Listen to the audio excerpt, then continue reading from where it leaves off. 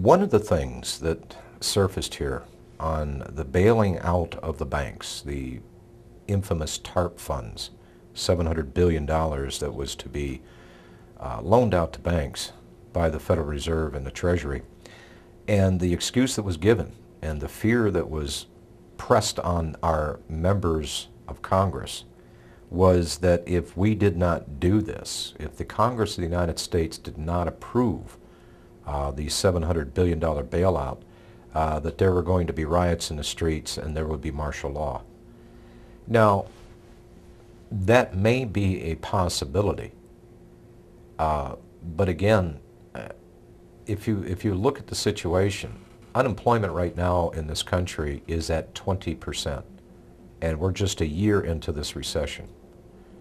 Back in 1932, 1933, really the depth of the depression and jobless rate, I think it was only 30%. 30% of the people were unemployed. We're now at 20% after the first year. So I think there really may be a real fear if we do have a total economic collapse that there will be riots in the streets and cities will burn.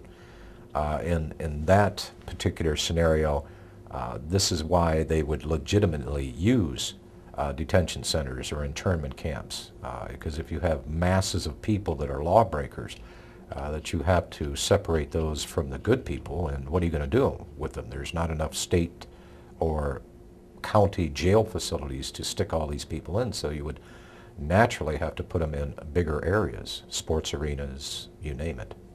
Aren't these people that are just looking for food? These would be people that you'd probably have an entire gamut of people, not just people that were looking for food, but people that were unemployed, people that had lost their homes, people that were disgusted, and people, more importantly, without hope. You'll find very few rioters ever through, I think, the history of the United States that would riot and destroy if they had hope. These are people that are just off the chart.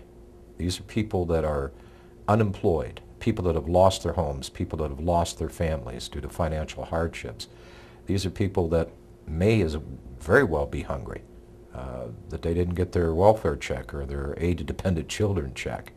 And again, this is not going to be 1929.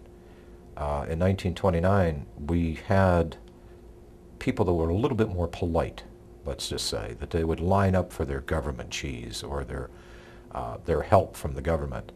But right now, I think so many different things are so emotionally charged in this country that if there were an economic collapse, there is a real possibility that there would be riots in the cities, and that's when they would bring in the martial law. I've always contended that it would be over an economic collapse, not after a backpack nuke went off or some wingnut or government agent put sarin in one of the subways. Something that affects